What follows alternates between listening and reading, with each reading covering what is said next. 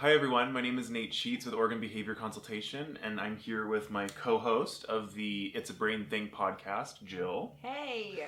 And Jill, today we're going to be going through some of the responses that we got. We asked parents, what are some of the things that people tell you? Maybe it's advice they give or just, things that family members, strangers on the streets, professionals tell you as a parent that really aren't helpful. When we did it, we got so many responses that it was hard to just make like a single quick video. So this is one of our videos in our series that we're making. And so we're going to read some of the things that were submitted and talk about some of them, react to some of them, and really quick, let's just go over why this might be relevant to you, because you're a parent of a kid with challenging behaviors. A couple kids. She's 9. She's adorable. Yeah, and our context on the podcast is fetal alcohol spectrum disorders, but what we're talking about applies to a wide variety of kids with and without developmental disabilities. So, Okay, ready? I'm ready.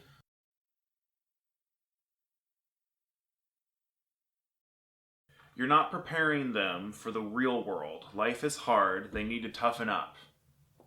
I don't think I'm going to do very well with this because I'm going to get on fire. Well, and when we asked the question, I mean, people were like, these are things that people say. And this is why, I really feel like this is why us moms and dads or caregivers of these kiddos get on fire so much, is because we live in this judgmental bubble where everyone gets to have a say. You're getting it from every direction and you're just, shut up, come live with us for a second. Right. So this, oi. The toughening up thing. Yeah. They'll get it.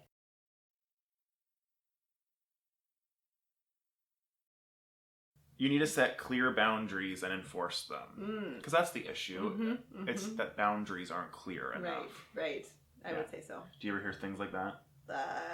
Just about every other day. Yeah. Yeah. And making expectations clear is really important. We talk about that sometimes. We have to be flexible. And that is not the solution. It is not just that. It is part of this overall approach you have to take. Yeah. So. But here's the thing. It's like I don't want to be treated like that. But apparently we're just wanting to raise children that are robots. And if a kid is having an anxiety attack, what boundaries are going to help them with those symptoms? Because it might be irritability, it might be opposition, refusing to follow directions because they're anxious, not because there aren't boundaries in place. Right. The issue is they can't meet your expectations right now, so you got to respond in a way to support them and to empathize and to work with them. So. Yeah.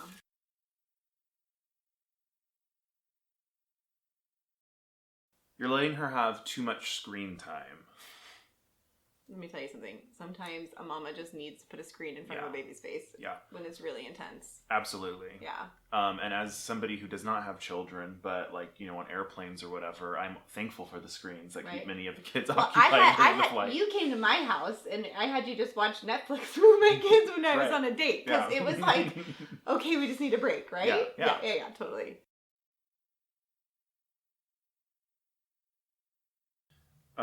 This is because you breastfed for too long. What? I don't even know what to say to that. There were a couple of breastfeeding comments. So that one is kind of ridiculous, on the face of it. It's insane. No, Jesus. In my day, children knew they had to behave or get the strap. Let's beat our children into submission. Maybe. Yeah. And a lot of the comments that we read were along the lines of you need to discipline them more. And part of me is like, the parents that I work with, they've tried disciplining, they've tried punishments.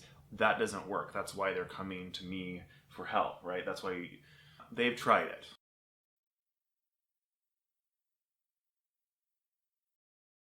Have you tried cutting gluten, sugar, dyes, etc. from his diet?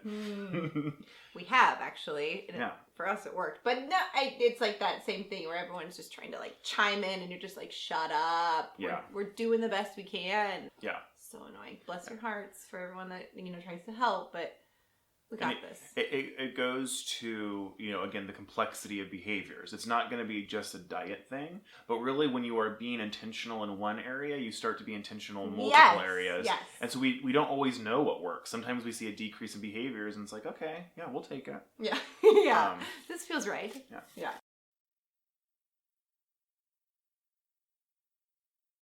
Leave them with me for a week and they won't do that anymore.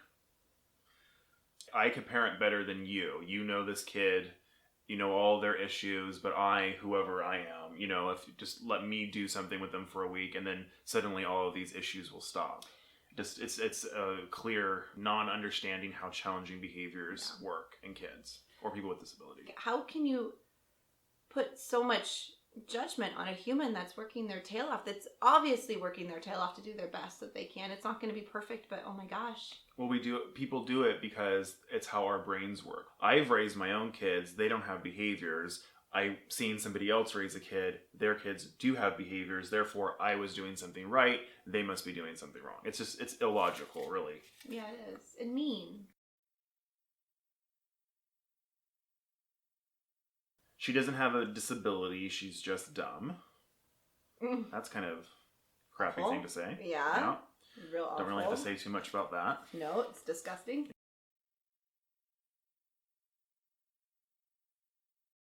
She can behave at school. She doesn't act that way with me. We kind of hit on that already. People assume their experience with a child must therefore be the baseline of that child. Yeah. And we've talked about that there's a lot of reasons for this, especially when it comes to school and home. And sometimes it's the opposite. Sometimes all of the behaviors are at school and there are no behaviors at home. It just really depends on the situation.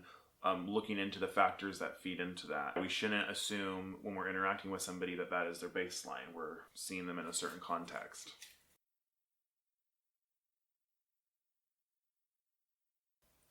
Okay. Everyone's on the spectrum these days. So this comment is especially a problem in autistic communities when people make the comment, everyone's a little autistic. That's not how autism works. And so autistic people are, constantly being told by people, maybe he's a little autistic or I'm a little autistic or whatever. And that isn't really what autism is. Everyone has challenging behaviors. Everybody has cognitive skills, strengths, and difficulties. Everyone is not a little bit autistic. Yeah. Well, and I think when people are like, oh, Lyme disease, that's the new it thing. And so I think a lot of people are assuming, oh, you just got that diagnosis because that's the new diagnosis to have. It also takes away from that this is a part of these humans and that we should be celebrating that instead of diminishing it. If you guys have not looked into autistic advocates online, I would highly recommend looking into that world because what they tell us is often different than what all of the books written by professionals tell us. You need to listen to autistic adults and autistic advocates giving you critical information about things that you should and shouldn't do with kids. He needs to learn that he can't just get away with things. Yeah.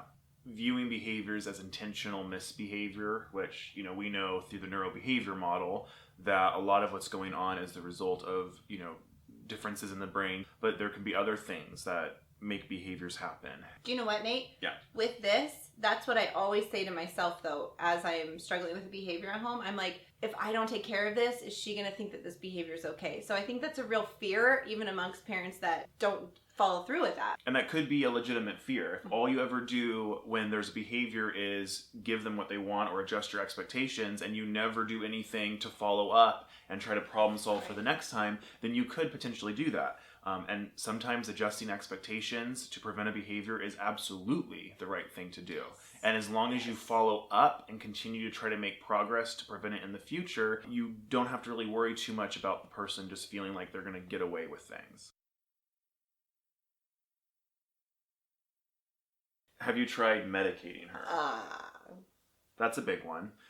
And I'm not anti-medication, actually. I, especially when it comes to anxiety, I encourage people to talk to their doctors about that because that might be one way to move forward, at least in one area of life.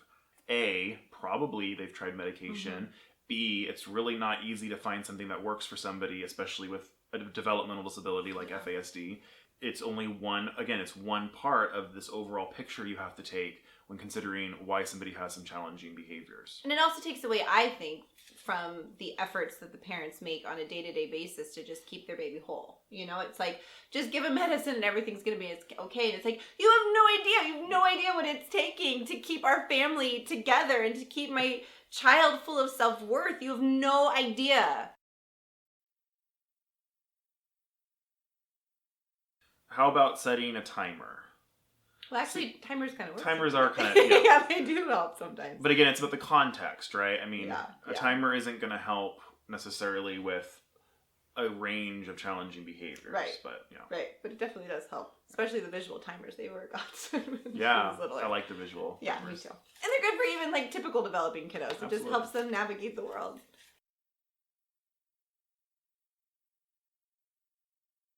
You need to show him who's boss. Hell yeah!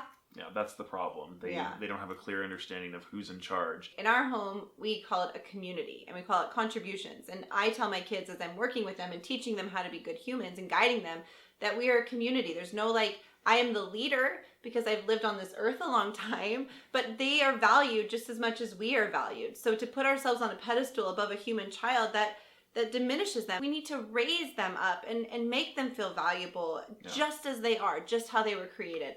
So this is one of the things that I do fight back with, and I'm like, It is insulting and inaccurate. Yeah. So.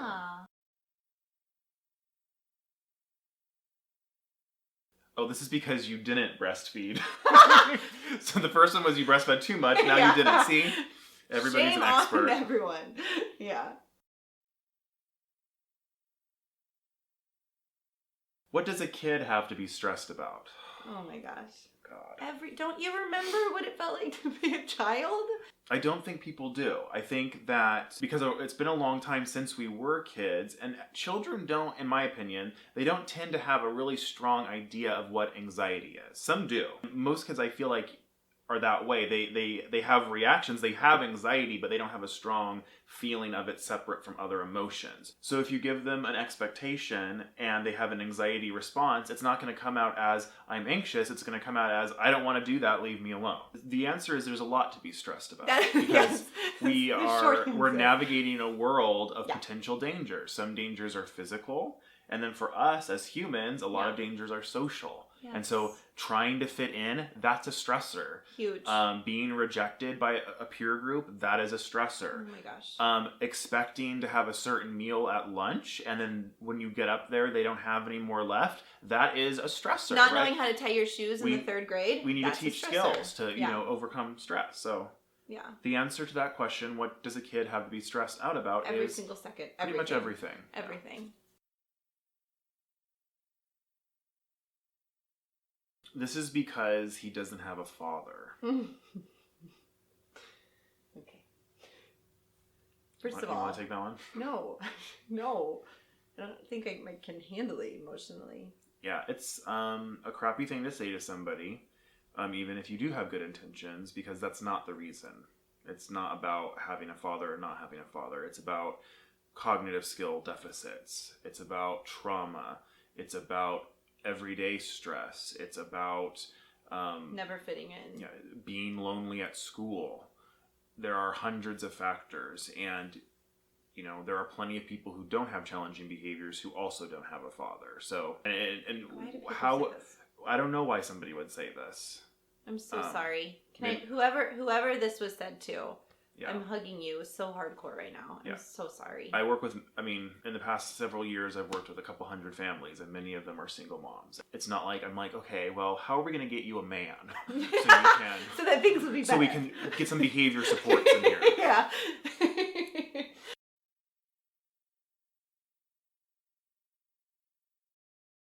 You've given them too much power, or you let them be in control too much.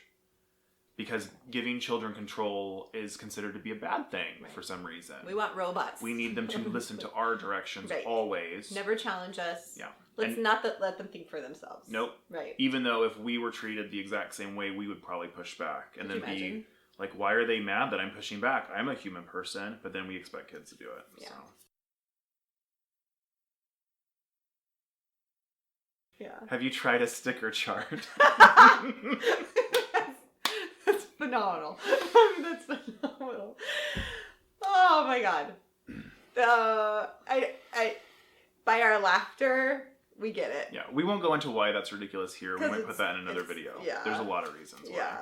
Well, thanks for joining us, Jill. You're welcome. We hope that this was helpful to you guys to get a sense of all of the different comments that were submitted to us. We're going to be making a third video to give you guys some concrete tips on how to address when somebody's giving you this kind of unhelpful advice or explanations of your kids' behaviors. If you haven't already, you can subscribe to our podcast, the It's a Brain Thing podcast. So good. Yeah, on iTunes. People are giving us good feedback, so it's exciting to hear. We just hope that you feel hugged and loved and heard. Yeah, and our podcast is about fetal alcohol, but I think that most people watching this video are going to get a lot from it, even if that's not the issue that your kid has. Thanks everybody for watching, and we'll talk to you again later.